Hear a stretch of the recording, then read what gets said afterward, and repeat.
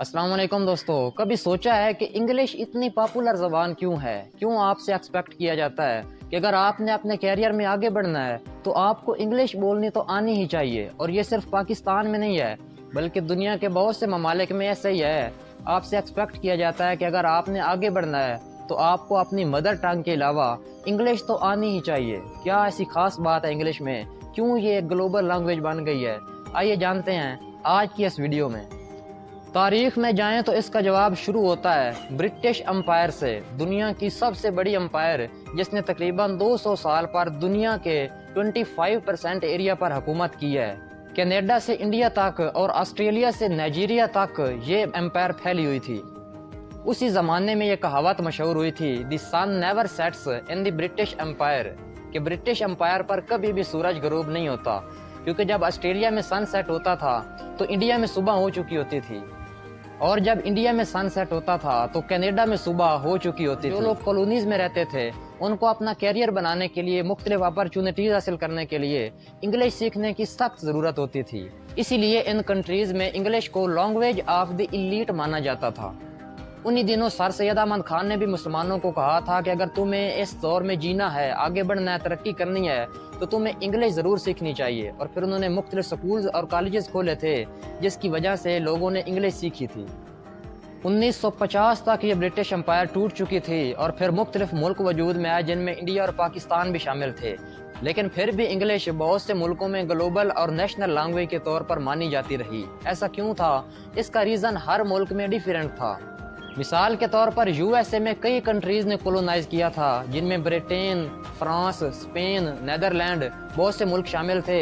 लेकिन अक्सरियत हिस्सा ब्रिटेन के पास था। जब यूएसए को ब्रिटिशर से आज़ादी मिली तो उन्होंने सोचा कि अब हमारी कोई नेशनल आइडेंटिटी होनी चाहिए और ज़बान इसमें एक इम्पॉर्टेंट रोल प्ले करती है। तो फिर उन्होंने डिसाइड किया कि इंग्लिश ही वो लैंग्वेज होगी जो हमारी मुख्तलिफ स्टेट्स को यूनाइट करके रखेगी। आपको ये जानकर हैरानी होगी कि उस वक्त यूएसए में और भी बहुत सी ज़बानें बोली जाती थीं, जैसे फ्रेंच, स्पेनिश, डच, जर्मन। लेकिन फिर भी इंग्लिश को प्रायोरिटी दी गई, और इस हद तक प्रायोरिटी दी गई कि 20वीं सदी के आगाज़ में ये कहा गया कि कोई भी प्राइवेट इदारा या घर इंग्लिश के अलावा किसी और ज़बान में तालीम नहीं देंगे। फिर 1923 में यूएसए की सुप्रीम कोर्ट ने इस पाबंदी को हटाया था। अब तक मैंने आपको जो कहानी सुनाई है उससे आपको ये तो क्लियर हो गया होगा कि जिन कंट्रीज़ को ब्रिटेन ने कोलोनाइज किया था उनमें तो इंग्लिश फैल गई, लेकिन बाकी कंट्रीज़ का क्या? उन्हें तो किसी ने मजबूर नहीं किया कि तुम इंग्लिश बोलो।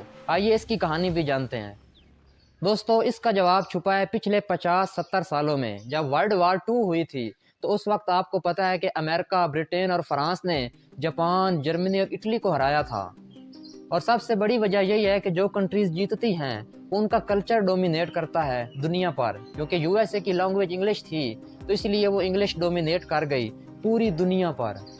इसके अलावा वर्ल्ड वार 2 के बाद सिर्फ यूएसए ही था जिसे कोई नुकसान नहीं उठाना पड़ा था। बाकी बहुत से यूरोपियन कंट्रीज़ को बहुत ज़्यादा नुकसान उठाना पड़ा था और उनकी इकोनॉमिक ग्रोथ मुकम्मल क्रैश कर गई थी। जबकि 1950 के बाद अमेरिका एक सुपर पावर बनकर सामने आया और कैपिटलिज्म की मदद से अमेरिकन बिजनेस पूरी दुनिया में फैलने लगे और मुख्तलिफ कंट्रीज़ में बिजनेस स्कूल जो हैं वो इंग्लिश में तालीम देने लगे। और वहाँ से जो इंग्लिश है वो स्टडी की लैंग्वेज बन गई और पूरी दुनिया पर उसने राज किया। एक और बहुत बड़ी वजह यह भी थी कि जो अमेरिका की म्यूजिकल बैंड थे उन्होंने अपने काम को इंग्लिश में रिलीज़ किया। हॉलीवुड फिल्में और अमेरिकन टेलीविज़न पूरी दुनिया पर ग्लोबल सेंसेशन बन गए। अमेरिका के पास बेस्ट टेक्नोलॉजी थी जिसकी वजह से उसका कल्चर पूरी दुनिया में फैल गया। एक आखिरी और बहुत बड़ी वजह यह भी थी कि जब 1980 और 90 के बाद इंटरनेट इन्वेंट हुआ और मुख्तलिफ कंपनीज जो थीं जैसे यूट्यूब, फेसबुक, माइक्रोसॉफ्ट, एप्पल, ये सब अमेरिका में सामने आईं और उस वक्त इंग्लिश ज़बान को बहुत ज़्यादा तरक्की मिली। और फिर जब कंप्यूटर इजाद हुआ उसका कीबोर्ड वो सारा इंग्लिश में था, जितने टाइप राइटर थे वो इंग्लिश में थे, और अब हर तरफ जो चैट्स हो रही थी वो भी इंग्लिश में हो रही थी, और यूं इंग्लिश एक ग्लोबल लैंग्वेज बन गई और आज तक है। दोस्तों, इस वक्त इंग्लिश पूरी दुनिया में ग्लोबल इंटरनेशनल लैंग्वेज बन चुकी है। अगर आपने अपना कैरियर आगे लेकर जाना है, आपने तरक्की करनी है, इवन आपने स्टडी भी करनी है, क्योंकि 10th के बाद पाकिस्तान में जो भी किताबें वो इंग्लिश में है। अगर आपने MBBS करना है, इंजीनियरिंग करनी है, CA करना है, कुछ भी करना है तो आपको इंग्लिश तो आनी ही चाहिए। اگر آپ انگلش سیکھ لیتے ہیں تو آپ کے سامنے بہت سی اپرچونٹیز آتی ہیں، آپ بہت سی جابز کر سکتے ہیں، آپ بہت سے بڑے بڑے بزنس کر سکتے ہیں، تو اسی لیے آج سے انگلش سیکھنا شروع کریں۔ دوستو یاد رکھیں، کوئی بھی زبان سیکھنا ہمیشہ ایک اچھی بات رہی ہے، اور میں آپ کو یقین سے کہتا ہوں کہ اگر آپ انگلش سیکھ لیتے ہیں تو آپ اپنے کیریئر میں بہت آگے بڑھ سکتے ہیں۔ اب سوال پیدا ہوتا ہے کہ ہم انگلش کہاں سے سیکھیں، کون سے سٹیپ ہیں جنہیں فالو کریں؟ تو اس کے لیے بھی میں بہت جلد آپ کے لیے ایک ویڈیو بنا رہا ہوں جس میں 4 ٹیکنیک شیئر کروں گا جس کی مدد سے آپ انگلش سیکھ سکتے ہیں۔ تو میرے ساتھ جڑے رہیے، چینل کو سبسکرائب کر لیں تاکہ ہم مل کر گرو کریں اور پاکستان کی بہتری میں اپنا حصہ ڈالیں۔ مجھے اپنی دعاؤں میں یاد رکھیں۔ میں ہوں آپ سب کا آصف سلطان۔ I love you all۔